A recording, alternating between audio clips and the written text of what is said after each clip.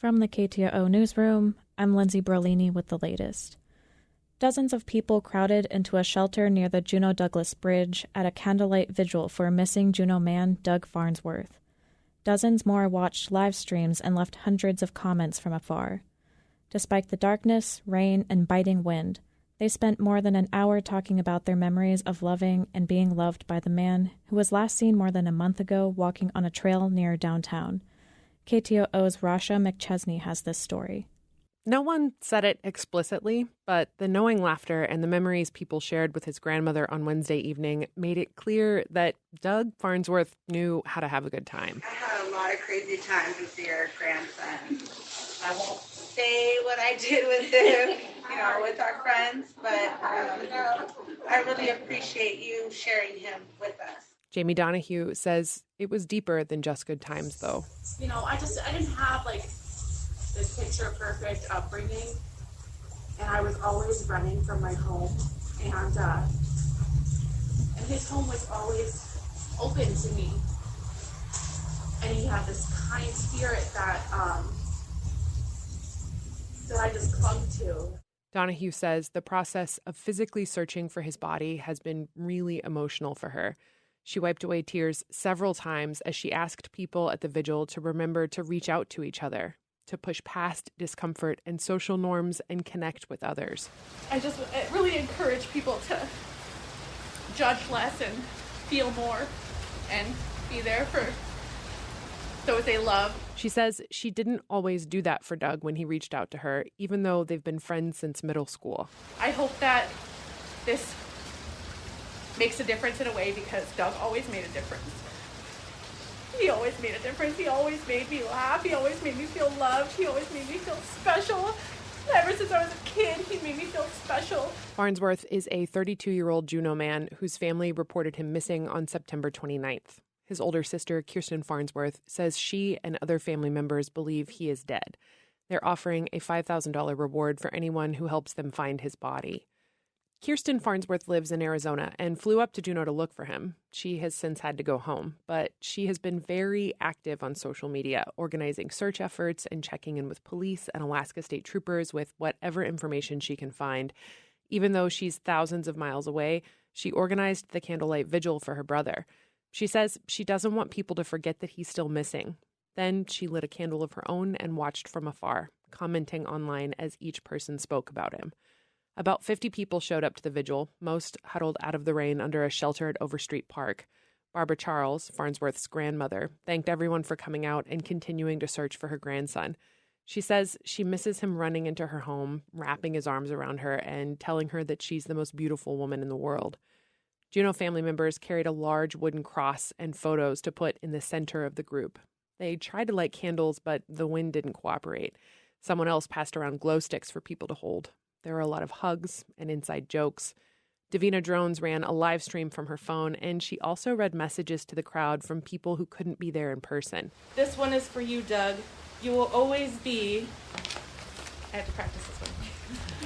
D-O-U-G fresh, fresh, D-O-U-G fresh. D-O-U-G fresh, fresh, D-O-U-G. I love you, Dougie Fresh. I pray that this light helps everyone find where you are. Sincerely, Howard. It's tricky to piece together exactly where Doug Farnsworth went the night he vanished, but Kirsten Farnsworth has footage of a truck he was driving on Basin Road at around 4:30 a.m. Then someone else sent her a screenshot of him walking down the nearby Flume Trail at nearly 7 a.m. She asks that anyone who lives in that area check their game cameras and surveillance videos from September 29th to try and spot him. Volunteers are trying to organize a group search of the Basin Road area in a Facebook group called Help Find Doug. The Farnsworths are Tlingit, and they have a lot of extended family in town. As the vigil wound down, one woman stepped forward to tell the crowd that there is no goodbye in the language, only the parting phrase, "I will see you again." So until we meet again, that's how deep that word in praise is. And she helped end the night with the Lord's Prayer. But I'm afraid I might not know all the words. But I'll do my best if you guys pick it up where I forget. Our Father, who art in heaven, hallowed be thy name. Thy kingdom come. In Juneau, I'm Rasha McChesney. Scientists in Homer and Seward have spent the last several decades tracking a population of mammal-eating killer whales called the Chugach transients in the Gulf of Alaska. They're still tracking them as they age and as the pod approaches extinction. KDLL Sabine Pooks has more. There used to be 22 whales in that pod, but the year after they swam through the Exxon Valdez oil spill, 9 members died, says Dan Olson, a field biologist with the North Gulf Oceanic Society. Other whales went missing.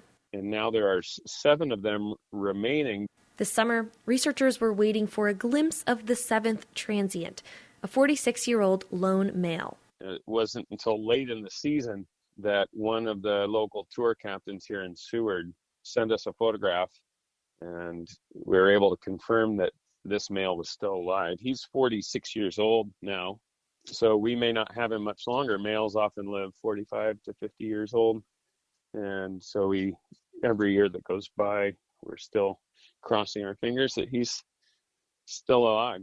The North Gulf Oceanic Society identifies the transients photographically. It also tracks them acoustically, since pods have distinct calls. Olson recorded that lone male's call in 2019.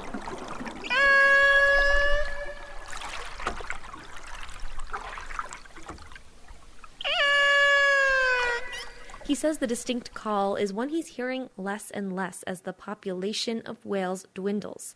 The Chugach transients have not had a calf since the oil spill, over 30 years ago. Olson says scientists aren't exactly sure why.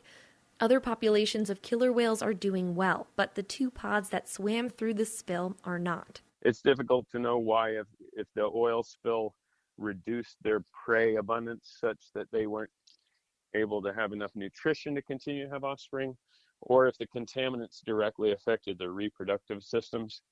But regardless, we are seeing a population that is going extinct. He says the population is genetically distinct, so if they lose that population, they'll lose a source of biological diversity. Olson says it's important to keep tracking the whales because it helps scientists track the entire ecosystem.